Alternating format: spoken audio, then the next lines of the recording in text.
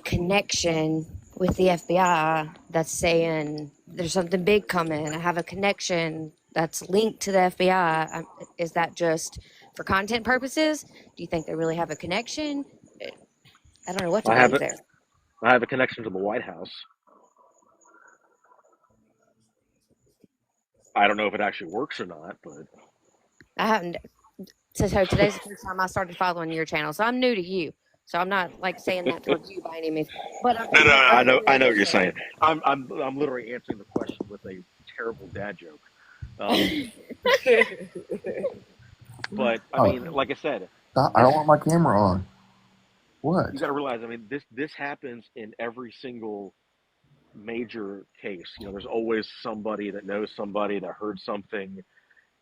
And let's go back and look at every other major case that's happened with all the stuff that people said was going to happen, or has it ever come true? No.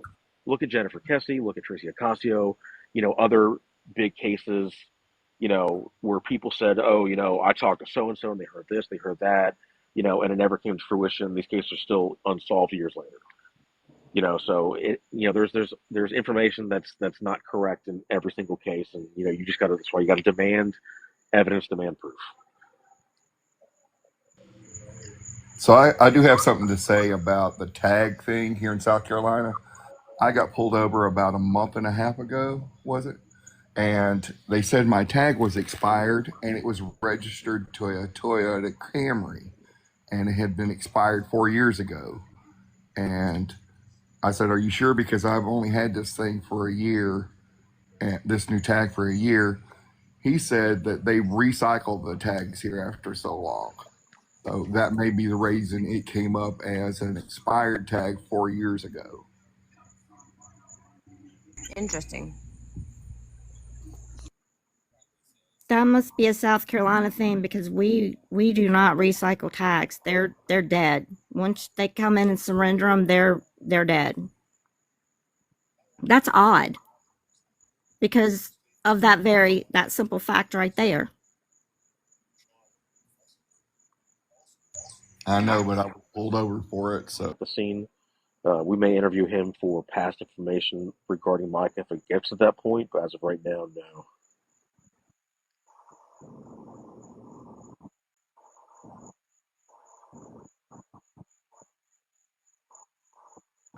I believe yesterday you said that you guys hadn't done the crime reconstruction yet, right? Yeah, because my expert just had surgery, so he's in recovery. Okay. Well, I hope he has a fast recovery. Well, he's unfortunately going to have to retire. He's a law enforcement officer currently, but he's going to have to retire because of heart problems. So, Oh, but he makes good money on the side, doing crime scene reconstruction and stuff, and he enjoys volunteering and doing pro bono work like I do. So, it's a win-win. so I don't know if y'all heard the rumors about him having a DeLorean, but it looked nice pulling it out of his garage today as he drove away. Did he yeah. get it up to 88 miles an hour? That I don't know. I didn't catch up with him. Oh my god. I did watch No. the cameras to see which way he went, but I know he didn't go up towards Myrtle Beach, so he had to go south in it. So, is his phone? I mean, sorry, his car parked somewhere else? Yes, His truck. he parked his truck over in the condos I wonder why he did that. so he could back the car out of the driveway and then shut the garage with not having any interference. I mean, honestly, if I were him, though, I wouldn't want to park my car anywhere near my house.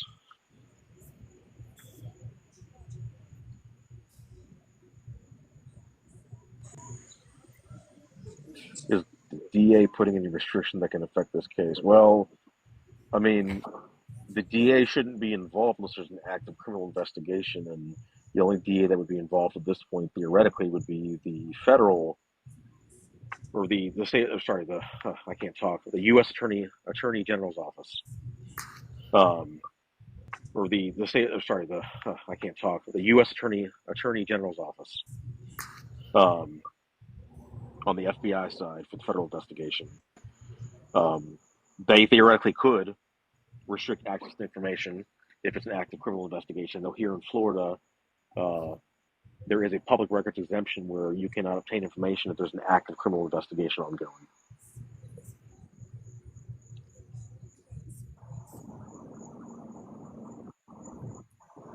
I'm gonna jump down in case somebody needs to come up.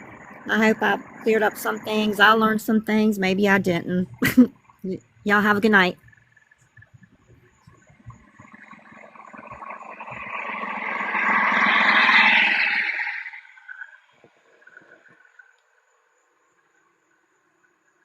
But am I repeating? Somebody else can repeat something.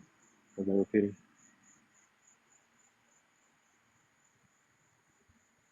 Repeat what, April?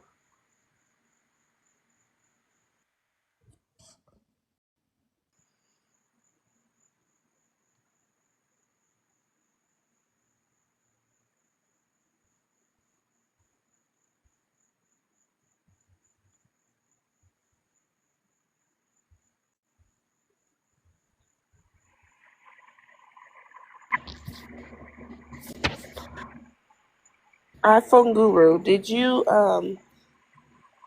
I think I heard something about him possibly doing another interview. Do you know when that may happen, or is that going through you? Are you supposed to go back down there, or? I'm not doing it for Justin. I'm going to talk to JP tomorrow and see about what we can do. Okay. She said the last thing that was said about an investigation, info in general. Last thing about an investigation. What did I say? I'm trying to remember now. I'm getting distracted people watching outside. What did I say about the investigation? Oh, somebody asked whether or not the DA was restricting information. And the answer was, if there's a federal investigation, then the U.S. Attorney's Office would be, obviously restricting access to information. There is, I know in most states, there is a statute that says that reports are not going to be available for release if there's an active criminal investigation.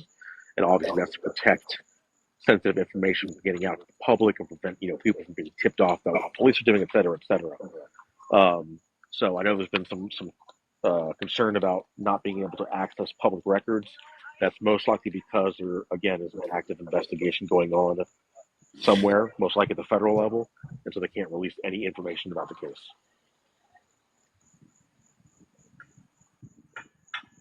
So, Crime Time, somebody has a question, and Would I ever give an address out? No. exactly. I mean, I think if you listen to Crime Time, he's very professional, and he's not going to do something that's going to endanger somebody else or accuse somebody else of something until even if he had the facts, he's not going to probably come out and say so and so did it. He will turn it over to who it needs to be turned over to. Somebody asked if I've done any national cases. No, I've not personally done any national cases you would have seen on the news because I am not a media person. My business partner was involved with, and I mentioned it before, Casey Anthony and some other big cases. You may recognize him, but I like to fly under the radar. Crime Time. I'm not trying to start trouble or anything. I just want you to maybe we have the chance to clear this up because people have been asking this because. And Donna asked it. She's like, "Why were you two investigators accusing the fisherman of trying to steal Micah's belongings?" Oh, I've never commented on that. So, when was this? I'm really not sure. No, I've not made any comments about the fisherman. So I have no idea. I know it was brought up before I jumped in the live yesterday. They were discussing it in the middle of the live before I jumped on. Um, that is, and like I mentioned before, my only role in this case and the only thing that I've offered my services for is the crime scene reconstruction and the death investigation, and that's all we care about. So as far as somebody doing something, or none of my business. And Eric, Holly says, or anyone, why was her body taken to a hospital and not released to me to go to the morgue? Do you, because your body only goes to the morgue if there's going to be an autopsy. And so in the state of North Carolina, in the state of North Carolina, uh, the chief medical examiner is the only one that can request or deny an autopsy. I know somebody asked me previously whether or not a family can request one. Not in most any states. It's up to the medical examiner to do autopsies. They usually don't take requests because obviously this costs money. Um, so I'm going to answer two questions here. Um, so there's always the option of a private autopsy. Those are very expensive, they're time consuming, et cetera, et cetera. Um, so a body was not going to be taken to the morgue because there's not going to be any autopsy. So therefore, the body is no longer under the possession of the ME's office, not under their jurisdiction anymore. So it's going to go into the jurisdiction of a funeral home or whoever the family has to transport the body to wherever they want it to go to at that point.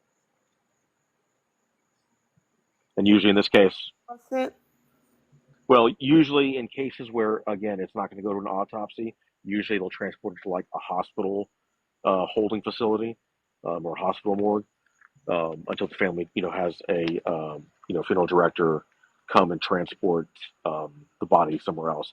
And mind you, there's very, very strict laws in every state regarding human remains and transport, all that other kind of stuff. So everything has to be like above board, et cetera, with all this stuff. And a lot of the stuff, again, too, is public record. And again, just the facts, but everything has to be above board with this. So that's usually how the process works in most states. hmm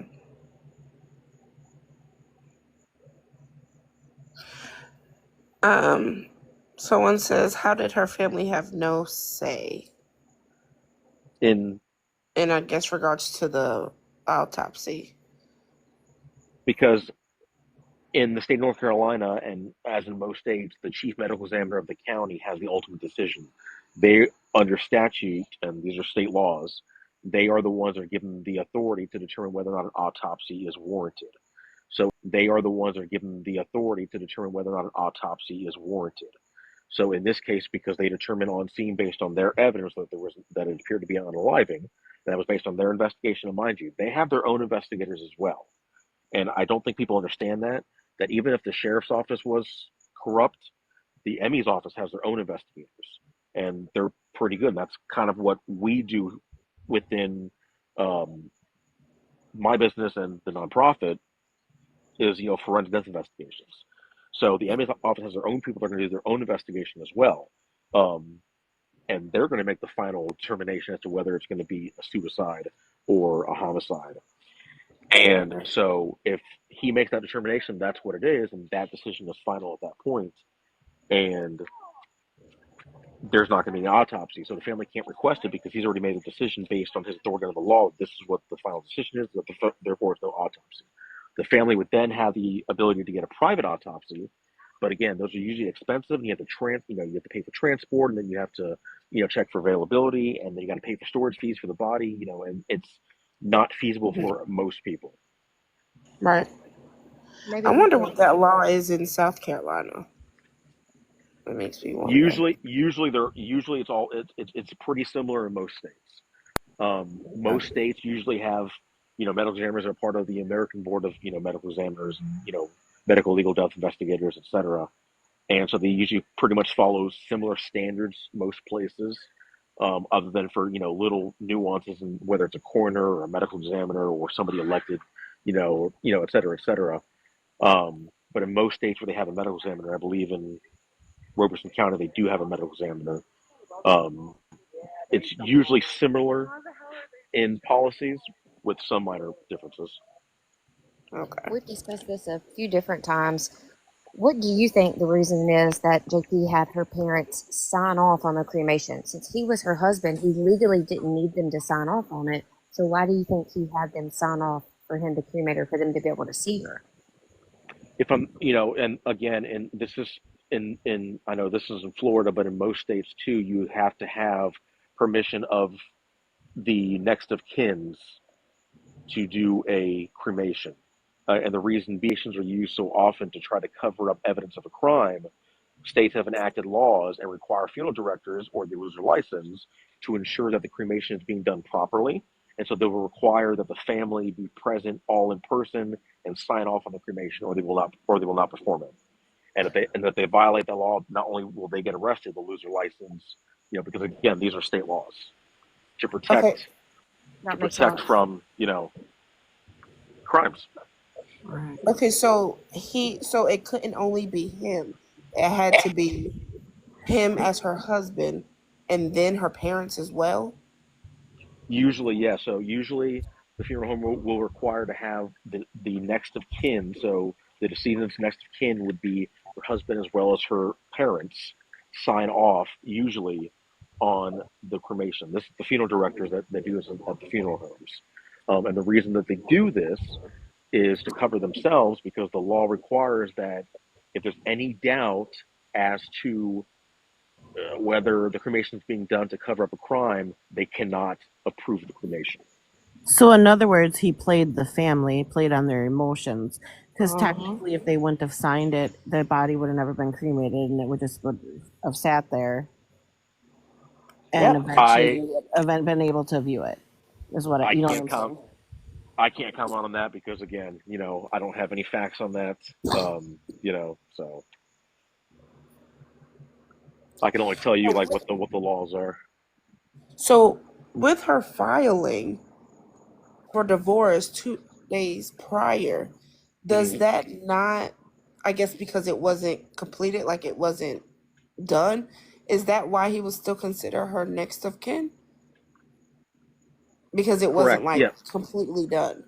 Correct. Yeah. Correct. Usually until the marriage has been legally dissolved, you're still married. So even through a divorce, you're still married. That's why you can't kick somebody out in a divorce because you're still married. You're still their property. And again, not an attorney, just been through this Right, stuff yeah, yeah. before. Even if the power of attorney states that if they're separated. I don't know. That's going to be a lawyer question there. Right. Gotcha. And then it's going to be up to whether or not a power of attorney can supersede state law. Interesting what you said. Usually it's somebody from the medical. But yeah, it was the police. And when we had him cremated, and my daughter and I both had a sign. We're the only immediate family, but we both had a sign for his cremation. So I do know those things because I'm just going through it. I'm so sorry for your loss. So yes. Thank you. He was only 31. Oh my goodness. And yes, he had medical, conditions, but he could live on his own and living his life the way he wanted to. So Micah's case has really helped me kind of divert my attention to something else and help me cope. So that's all I wanted to say. Thank you. Thank you for coming up. For sharing a story. Thank you.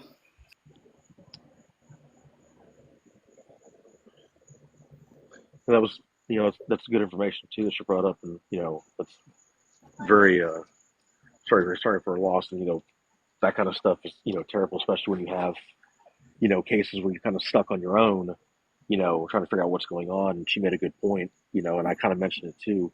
There are some states like Alabama where you can't even get an autopsy at all unless a district attorney approves it. So, no death gets an autopsy pretty much unless it's a homicide. Wow. And there's some states, in some counties where they don't even have a qualified coroner or a qualified medical examiner. They don't even have somebody who's a doctor. You know, so there's a lot of people that uh, maybe didn't get. And this is not to downplay Mike and Miller's situation, but to kind of put in perspective, like how many other families are probably struggling as well. And again, this is all advocacy. Where they don't have any resources because it's just a small county, they're underfunded, they don't have an ME's office, whatever it may be, Mm-hmm. and they struggle even more looking for questions. Or, for example, Alabama, where you can't even get an autopsy unless the DA's office approves.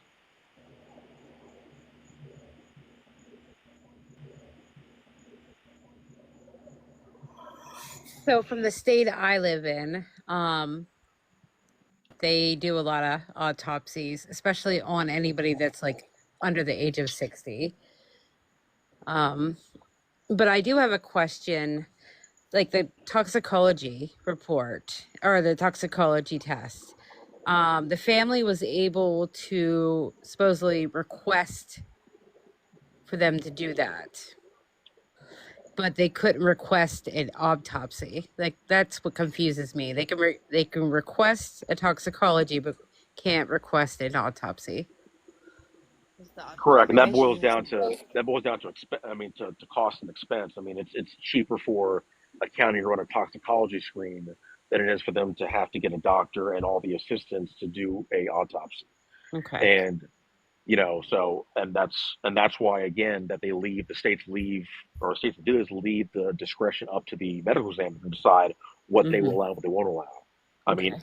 toxicology, it takes 30 seconds for a paramedic to draw some blood. Oh yeah. Well, I work in Um, a hospital. Yeah. Yeah. yeah, exactly.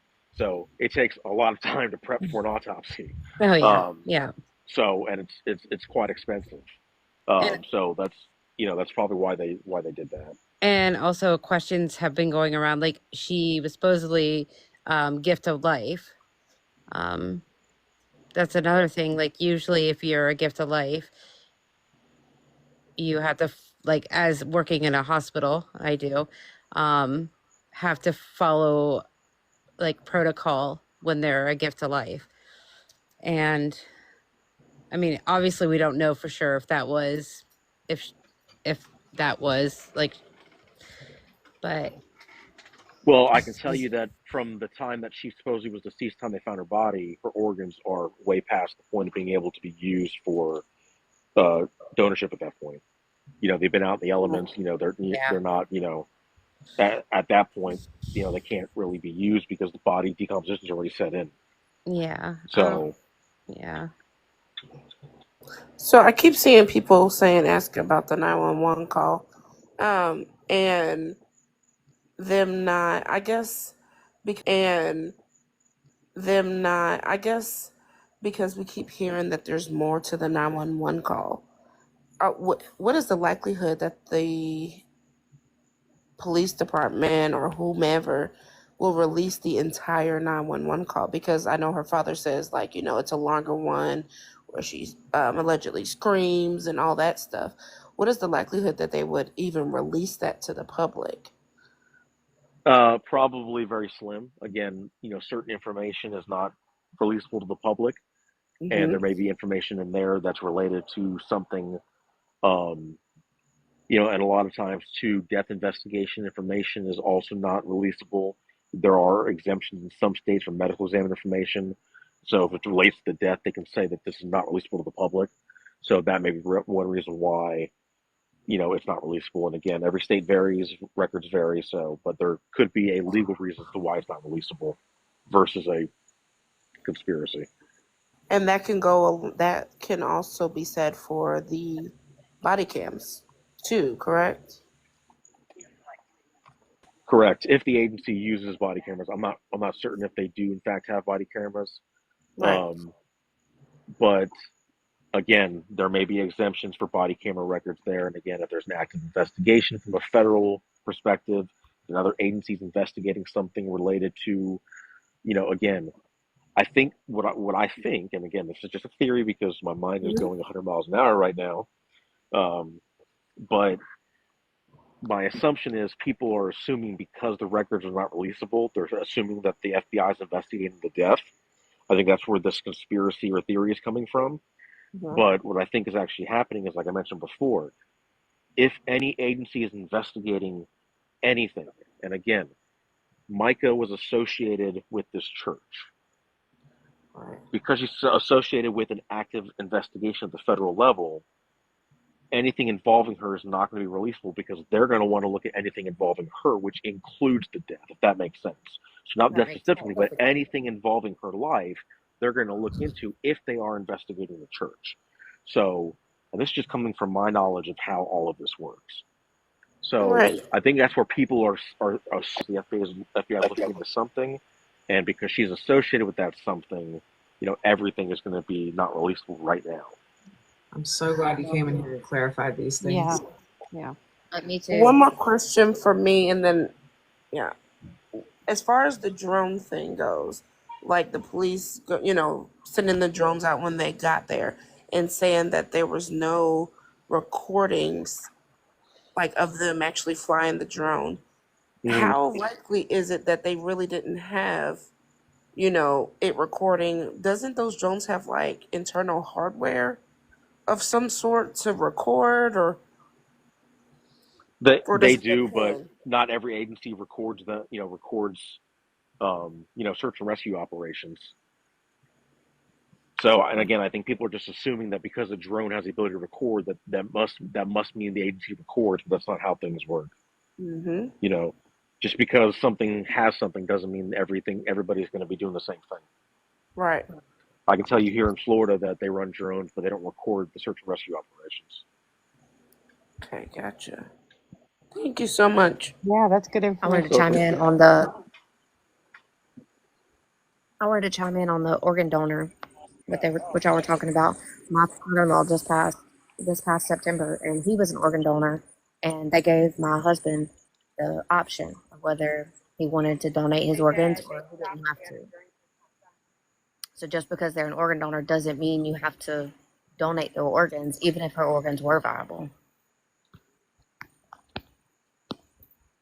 Someone asked, why use the drones if they don't record? Because in the search and rescue operation, you don't need to record anything. You're looking for a missing person. And the drones that law enforcement uses um, usually have thermal imaging and other things. They're usually DJI drones or Autel or another company like that. So there's no need to record anything. They already got a live feed coming back to them from the drone's transmission. The camera sends information back in live feed. So there's no need to record anything, if that makes sense. Yes, absolutely. I mean, at this point, I wish it was recording because for the case, but it does make sense what you're saying. Yes. Yes. Shonda, can you elaborate?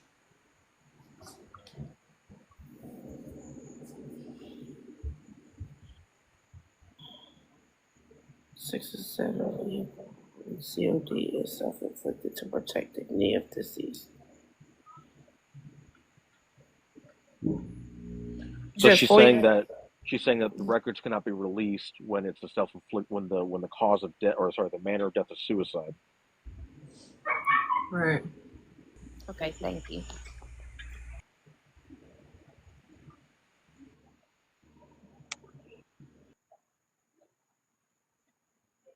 And that's the same here. Death certificates cannot be released with cause of death information or manner of death information unless you have a notarized document from like the family or from, and this is for public records, or you have some other type of exemption allowing it. And even me as a PI, I can't get a death certificate with a manner of death unless I get the family to sign off on it. Eric, there's a reason why I'm asking this. Has the family shared any pictures with you as far as like the bruising and stuff on her body? And will that come into play when you guys reenact the scene? They have not showed any pictures of that. However, it would come into play during the death investigation, and my reasoning for that would be to determine whether or not it's lividity or if it's actually bruising. Because, mind you, bruising takes several hours to set in, and once the body has been deceased, you cannot have bruising because the blood has stopped flowing, and Correct. bruising is your body's response to trauma. So, uh, usually bruising would have to be perimortem, which is before death, not after death, which could indicate a potential struggle, which could be utilized in reconstruction. But something else to consider too is that it could be lividity as well, which lividity is the pooling of blood in the body, once the body stops pumping blood. So I would look into that to determine whether or not it's a perimortem injury or a, postmortem lividity. That's correct. Yep. How can you tell the difference of the two? Oh, you can tell. I mean, without being too graphic,